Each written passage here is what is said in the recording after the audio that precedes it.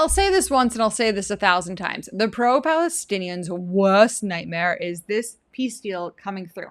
Their worst nightmare is that this conflict ends, which is why they will never show you footage like I'm going to show you today.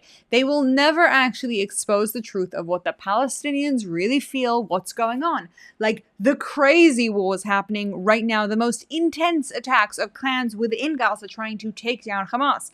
At the end of the day, the thing that they want more than anything, is for Hamas to continue, despite the fact that it is a terrorist organization. And whilst we're about to see this clip, before we do that, please make sure that you have subscribed/followed this channel. It's free and it does a huge amount for our growth and our exposure. And if you're finding this content helpful, maybe somebody out there will do too. So please don't finish this video until you have commented or liked or at least followed. And on that note, let's watch this content, because this is the type of content that they will never, ever show you. I love you, Trump. I love you, Trump. I love you. كل العالم.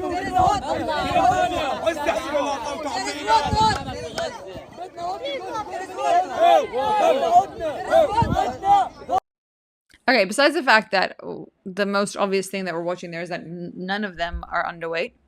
Okay, that's fact number one. Important to note, because I don't know if you've ever seen any footage from the Holocaust of people not looking extremely malnourished, but as you would expect it to be, these people should be malnourished. They're not. They look fine.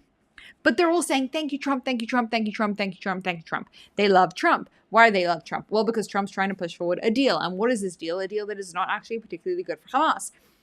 Surprise, surprise, the pro-Palestinian mob doesn't love Trump, and they do love Hamas, and therefore footage like this of the Palestinians saying, we love this deal, push this deal forward, is not being shown anywhere, because none of the pro-Palestinians want it to seem like the people they're fighting for actually like Trump. That would be bad for their image. That would be very, very bad for the image, in the same way that it is bad for the anti-Bibi movement here in Israel to have hostages support Bibi Netanyahu. That would be bad, because that would remove their entire effort to kind of remove him as a legitimate leader and as somebody who actually has done a lot of good for the hostages. That's true of Trump. The simple reality is such. This peace plan is great for anybody who cares about peace and prosperity. I have many issues with a lot of the different sections and segments, and we'll talk about them to no end when we get there if this deal actually goes through. However, the number one people out there fighting against this peace plan are the pro-Palestinians, and not because the Palestinians will suffer under this deal, but rather because it means the end of their cause. What happens if the Palestinians are peaceful? What mob will they have? What reason will they have to hate on the Jews, to hate on Israel, to be anti-Zionist, to protest in the streets, to tear things down, to create havoc and chaos everywhere? What excuse will they have if the cause, the Palestinians, are actually fine?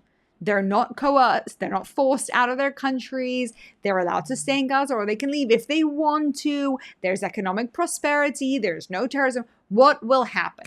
Now, again, do I think that this plan is ideal, like super utopian and probably not likely to happen? Yes. But the number one people fighting this plan, and this is the most important thing to remember, are the pro-Palestinians, who claim to be pro-Palestinians, but at the end of the day are the furthest thing from that. The only reason they're pro-Palestinian is because the Palestinians give them a reason and something to get angry about. And the second that's gone, what are they going to do? Huh?